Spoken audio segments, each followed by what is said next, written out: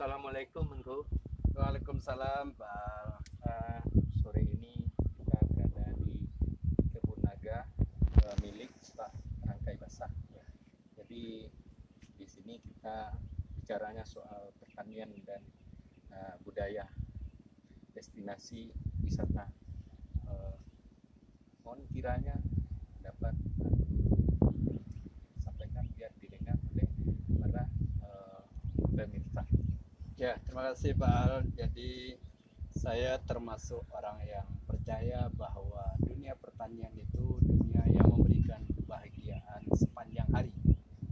Ya, dan baru saja kita sampai di lokasi kebun naga Kuda Rangkai Basah ini, kita memang merasakan Kenikmatan alam ya. kenikmatan alam. Ya, di sini ada ketenangan, di sini ada kebahagiaan. Ya. Kita menyaksikan ada usaha yang serius, Yang sungguh-sungguh ya. yang dilakukan oleh Mantan seorang tokoh masyarakat yang dulu lama menjadi dosen, jadi staf pengajar. Iya. Ternyata beliau tidak sekedar berhenti berteori di kampus, tapi beliau tuangkan dalam bentuk implementasi. Saya kira ini satu keteladanan yang luar biasa dari Kuda Rangkai Basah. Yang pantas ini dicontoh oleh Pantas. Saya kira para pengambil kebijakan perlu juga untuk membawa ya para birokrat, anak-anak didik kita untuk melakukan kunjungan-kunjungan untuk meyakinkan generasi baru kita bahwa bertani juga bukan sekedar memberikan kebahagiaan secara batiniah, tetapi ini juga menjanjikan dari aspek usaha keekonomian. Tertarik tadi saya ketika kita mau berangkat ke sini ada pernyataan dari seorang mantan birokrat di Dinas Pertanian Provinsi. Insinyur Joni. Saya kira beliau Beliau sudah sangat dikenal ya. Tidak saja dikenal sebagai pejabat, tapi sebagai seorang inspirator di bidang pertanian. Nah, dari pernyataan beliau tadi kita dapat kita ulang lagi Beliau sampaikan kalau mau bahagia sehari jadi tukang pancing. jadi mancing. Kalau mau bahagia 3 bulan 3 bulan punya istri punya muda. istri muda. Tapi kalau mau bahagia selamanya bertani. Dan itu tidak sekedar kita dengar, kita alami bahwa memang nikmatilah bertani itu bukan urusan masa lalu. Saya kira bertani harus menjadi budaya hari ini dan budaya masa depan. Iya. Ya, saya kira itu yang perlu pesan yang ingin disampaikan kepada generasi muda kita, bahwa mereka tidak boleh ya frustasi misalnya ke sekolah hanya sekedar untuk menjadi kerja orang kantoran. Ya, betul. Saya kira di sektor pertanian, apalagi kalau ini disinergikan dengan sektor kepariwisataan, saya kira ini luar biasa. Destinasi destinasi wisata ya. Wisata buah. Wisata buah. Saya kira ini menarik ya untuk kita ekspos. Saya nggak tahu sebelumnya kenapa ya tiba-tiba Kuda Rangkai Basah ini ya memilih dalam waktu yang singkat beliau menghasilkan sesuatu yang luar biasa. Nah, bagaimana bila dilihat dari prospek ini, program dan kegiatan yang beliau tekuni, yang beliau lakukan sehari-hari, harapan Angku sebagai orang yang kami pandang yang punya pengalaman dan punya ilmu, baik itu dari segi sosial, teknis, harapannya kepada birokrat atau pemerintah daerah ke depan, inilah prospek daripada bercocok tanam bertani naga. Ya, jadi Kuda Rangkai Basah ini saya kira memang pribadi yang menarik ya. Beliau seorang akademisi, kemudian beliau adalah juga seorang pemangku adat. Ya, beliau seorang pioner ya. Beliau seorang pioner ya. Dan di usia yang masih produktif di perkantoran, beliau justru memilih untuk segera ya memberdayakan tanah wilayah. Saya kira ini perlu dipahami oleh pemangku adat yang lain bahwa istilah membimbing kamanakan Yogyakarta itu memang harus kita buktikan bahwa terlalu banyak tanah-tanah kita yang tidak produktif. Dan Kuda Rangkai Basah membuktikan bahwa lahan yang tadinya bernilai ekonomi rendah bahkan tidak menghasilkan apa-apa, beliau bisa buktikan ya. Hanya saja ini masih belum terpublikasi. Ya. Kita berharap ya hal-hal yang baik ini kita rantang panjang, kembang lebarkan Iya, bahwa ini juga sesuatu yang saya kira menginspirasi. Ya. Jadi apa yang dikatakan oleh Insinyur Joni benar ya, beliau buktikan.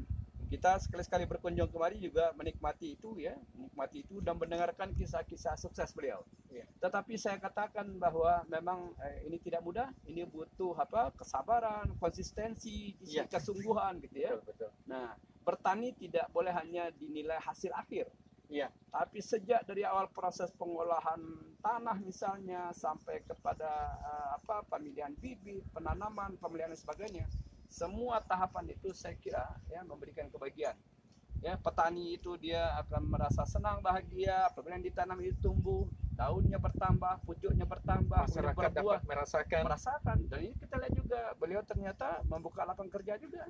Iya, Ya. betul. Tersedia kesempatan untuk anak-anak muda kita untuk bekerja dengan nilai keekonomian yang lumayan menjanjikan di sektor ini.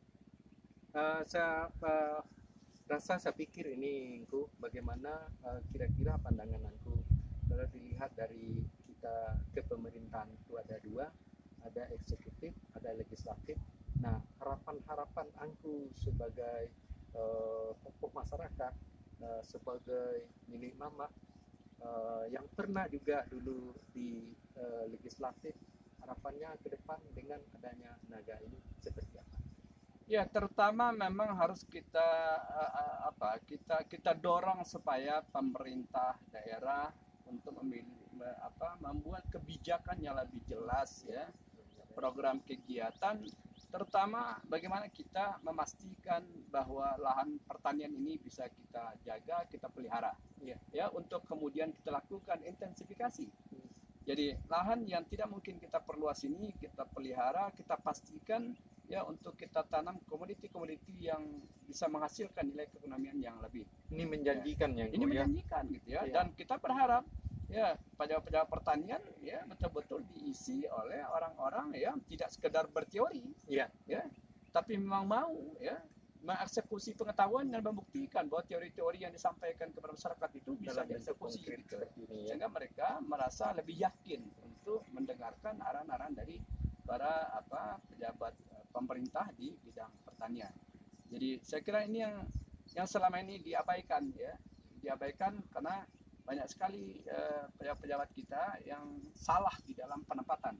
Jadi harapan kita pejabat di bidang pertanian bukan tidak sekedar pandai bertani, tapi dia mau menyingkirkan baju, berkeringat, berlumpur ya, di lapangan bersama-sama petani gitu. Intinya tidak banyak di kantor. Ya. Intinya tadi kami bicara sama Angku Rangkai Basah,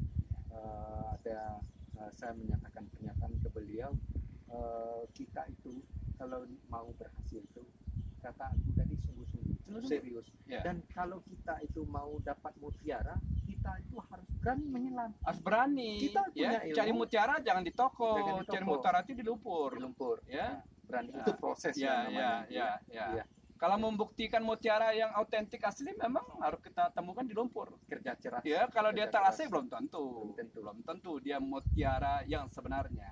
Mutiara sebenarnya itu ada di dalam lumpur. Ya. Dan orang yang mau sukses harus mau berkeringat, berkubang lumpur dan akhirnya happy ending. Ya, kita berharap begitu ya. Mudah-mudahan Angku Rangkai Basah terus berikan kesehatan.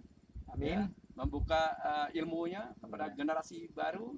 Ya, untuk kemudian sektor pertanian terutama buah ini ya menjadi pilihan pengabdian dan masa depan generasi muda kita. Kayaknya seperti itu kepuasan dari beliau ya. Ada sedikit lagi yang menarik ketika saya dulu tahun 2018 pergi ke Sawalunto, itu pemerintah daerah melalui dinas pertaniannya di kota Sawalunto punya lahan itu 1000 meter. Berarti kan seberapa hektarnya begitu ya. Jadi itu ditata dalam bentuk tanaman buah, ada pepaya, ada jeruk, dan beberapa ada jambu biji. Kemudian itu dijadikan itu sebagai konsep wisata. Nah, menyerap tenaga kerja 8 orang. Dicarinya regulasinya sehingga mereka bisa mengumpulkan PAD di sana. Ya. Itu sudah apa? Apalagi ini kalau pemerintah daerah melalui apalah namanya atau badan usaha milik daerah, ini suatu yang peluang yang besar yang Ya, jadi Pak Al ya, kita berharap pemerintah tidak sekedar mendorong orang bertanam buah, ya, tapi kita juga berharap pemerintah mendorong orang untuk mengkonsumsi buah lebih banyak. Ya. Nah, saya kira momentum corona ini Corona, memberikan ya. kesadaran baru juga Ya. bahwa mengkonsumsi buah itu menjadi bagian penting untuk meningkatkan daya tahan tubuh. Ya. Jadi Cukup orang yang dosis ya. Oh iya, orang Nah, yang itu. konsumsi buah dia insya Allah dia sehat ya. Ya. Dan orang yang sehat yang kuat pasti corona nggak lewat gitu. Orang yang Nah, jadi bagaimana dia kita budidayakan, kita kembangkan, dan budaya memakan buah juga. Sekaligus kita pastikan ya, ya. pasca corona ini tidak ada lagi lah impor-impor buah di Republik ini. Kita harus bisa Amin. menghasilkan ya buah sebanyak yang kita Ya. butuhkan. Buah lokal ya. Buah lokal, Buah lokal ya, gitu. yang pasti bisa kita jamin ya, apakah ini dari aspek kesehatan dan sebagainya. Dari Kemudian ada penganeka-ragaman makanannya. keragaman gitu ya. Ya, jadi saya kira ini pesan juga kepada pemerintah ya, Ya. supaya ya menanam buah, mengkonsumsi buah ya menjadi lebih banyak. Ini penting untuk kita galakkan hari ini, dan insya Allah masa depan ya petani-petani buah ini akan bisa meningkatkan taraf hidup mereka ya, seperti juga sektor-sektor lain. Ya, saya kira itu. Angku, terima kasih Angku. Sebelum kita untuk kembali ke Padang Panjang, demikian saja pemirsa, kami bikin ini sebuah video ini bersama Angku Pas. Kami yang terpenting sekali video ini berupa ada pesan moralnya yang ku ya. Ya, Di ya, sini ya. kami bukan bermaksud apa-apa Ya, karena kami tadi menyampaikan ini secara faktual. ya, ya. Kami tidak bermaksud apa-apa. Mudah-mudahan ini video ini bermanfaat. Ya. Kami berdua dengan Akibas mohon pamit, semoga bermanfaat. Assalamualaikum warahmatullahi wabarakatuh.